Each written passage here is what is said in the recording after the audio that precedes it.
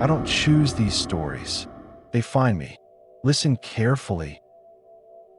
I was eating at a small roadside arepa restaurant in Mérida, the kind where the smell of frying corn sticks to your clothes, when the waitress slipped me a folded note with my bill and hinted I should look at another table where a woman was sitting.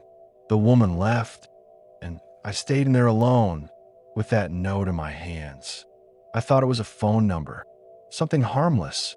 Instead, it said, "Green scanning light. If you're interested, call me. No one else believes me." I almost threw it away, but you learn, after enough years doing what I do, that desperation has its own gravity. So I sent a message that night. Her name was Alessandra, graphic designer, quiet, articulate. Her partner Peter was a technician, methodical and skeptical by nature. Neither of them the kind to invent stories. But for 3 days, they'd both noticed the same thing. Strangers who weren't quite strangers. Tall, expressionless, dressed in black, always close, always still, following them without following them, appearing at gas stations, supermarkets, parking lots, as if orbiting their lives instead of entering them. The fourth night, at 3 a.m, they both woke up. Neither knew why. Their window faced the dark mountains, a clean line of black against the moon. And then the world changed. 2 enormous lights appeared outside the glass, not approaching, not rising, just appearing, as if they flew at impossible speeds and stopped all of a sudden. Perfect circles for meters wide, pulsing once a second, white at the edges, deep green at the center. Silent, still, like they were staring through the glass, straight into the room. Time seemed to have collapsed. Seconds felt like eternity.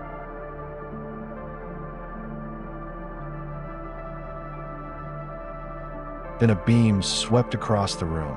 Slow, horizontal, precise, like a photocopier scanning a page. The green bar passed over the ceiling, the walls, their bodies, the floor, every object flickering with faint green edges. They couldn't speak, couldn't move. Their skin tingled like static was crawling under it. When the beam finished its second pass, the lights shrank into points and vanished. No sound, no flight, just absence, sudden and absolute. The next day felt wrong. They described foggy thinking, metallic taste, headaches behind the eyes, like altitude sickness and a hangover stitched together. Doctors found nothing, but symptoms don't need a diagnosis to be real. Some experiences change the brain's rhythm even when the body is fine. They were so afraid to mention anyone. A few friends who heard the story advanced a variety of explanations. UFOs? Secret aircraft? Angels? Whatever the explanation, the vibe of the experience felt unnatural, as if it were out of this reality. When I visited the apartment, I didn't expect to find anything.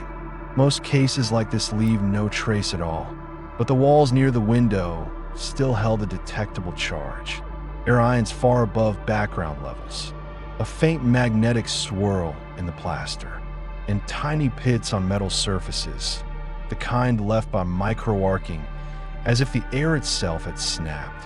Whatever occurred in that room, it wasn't imagination, and it wasn't subtle.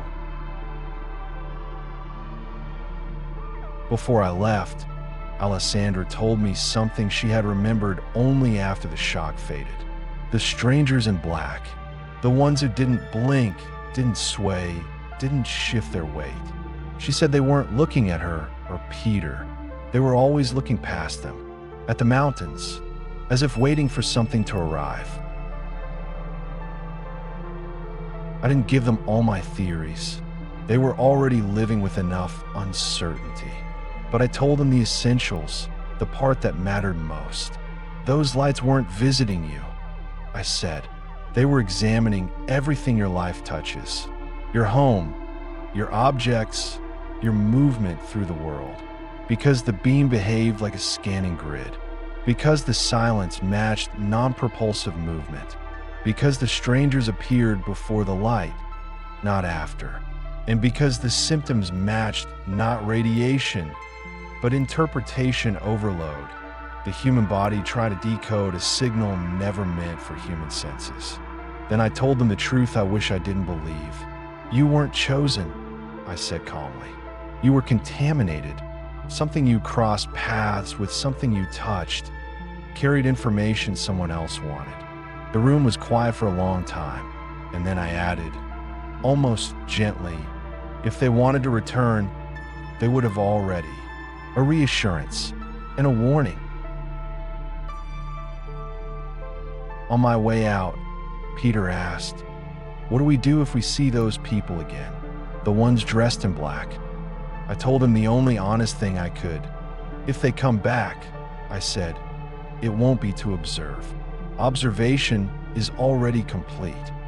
And I left them standing in their doorway, afraid to turn around and check the street. The case ends here, for now. Reality bends more easily than people can imagine.